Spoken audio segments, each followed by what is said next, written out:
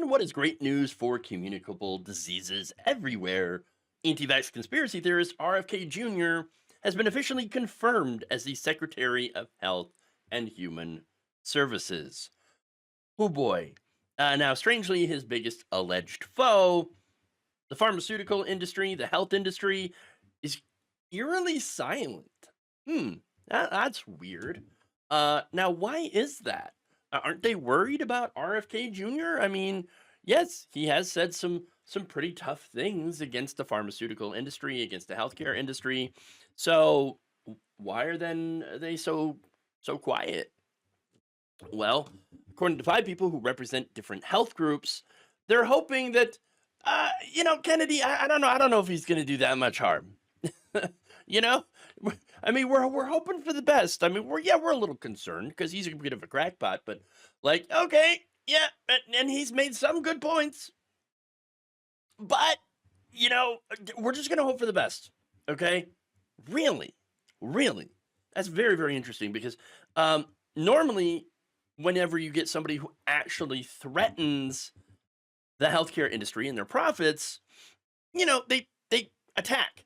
I mean, for example, when progressive groups tried to get people into office, like, for example, Bernie Sanders, that would do things like Medicare for all, which actually is a threat to the healthcare industry, these groups spent millions of dollars to block them. There were ads everywhere, but and they were very very successful, by the way, because we don't have a progressive president. And so, what happened? Is Kennedy not a threat then? I wouldn't say that. There are certainly some things that Kennedy is a threat to, other than just people's health.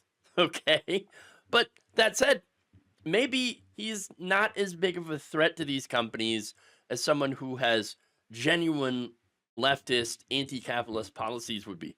Okay, I mean, there is a reason that Republicans, by and large, backed this guy. And why America groups like the American Medical Association took no stance on Kennedy's nomination. That's a bit curious.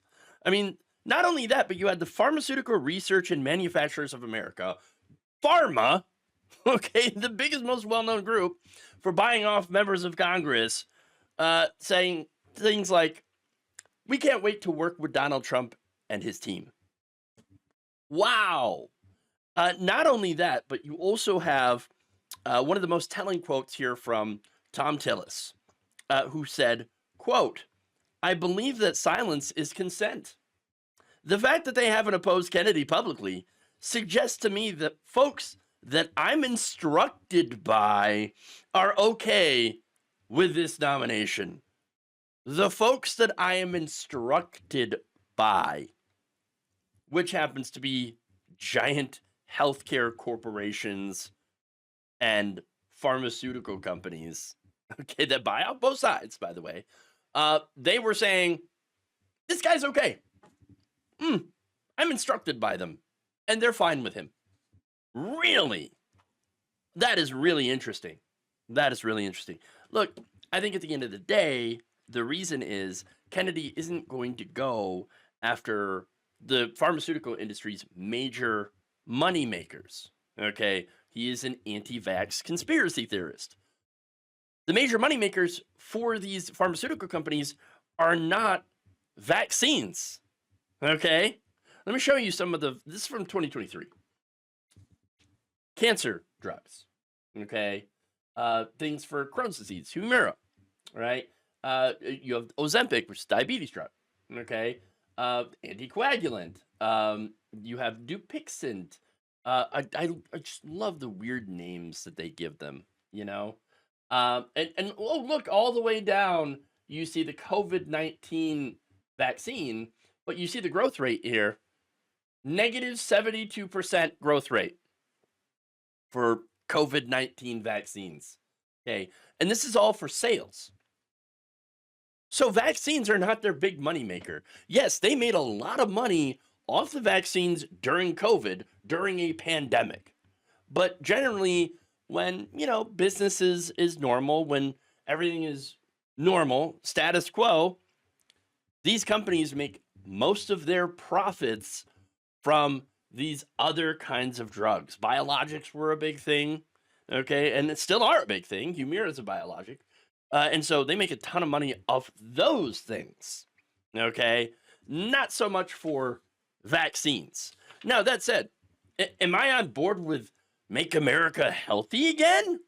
Well, that depends on what you would want to do by making America healthy, right? Am I in favor of more diet and exercise? Well, do I think that will help increase, lifespans and make people healthier? Of course I do, right? Yes, no brainer. And so I would agree with RFK Jr. on those, right? But you know what also help make Americans healthier? Universal health care, Medicare for all. Okay, yes, that would help as well, all right? That said, at the same time, the Trump administration is never going to do Medicare for all, right? And they're also gutting Medicaid, which is a lifeline for people. Look, some of the things that RFK Jr. says is correct. Some of the things, right? Look, processed foods, they're not great, okay? High fructose corn syrup in basically everything, that's not good, okay? And that's a lot of it's thanks to government subsidies of corn, okay, for big business, right? And look, there's also a lack of regulations on food, okay? Some of the stuff that we put in our food, they have banned in Europe. And of course, Europe has higher life expectancies than we do, but they also have universal health care, okay? And so, look, doing more regulation on what gets into our food supply and how we make our food, things like that, that would be great. These are things that, by and large, have not been addressed by Democratic administrations who get paid a lot by industry as well. Now, that said, Republicans, they're not doing anything about this either. They want less regulation of the food industry.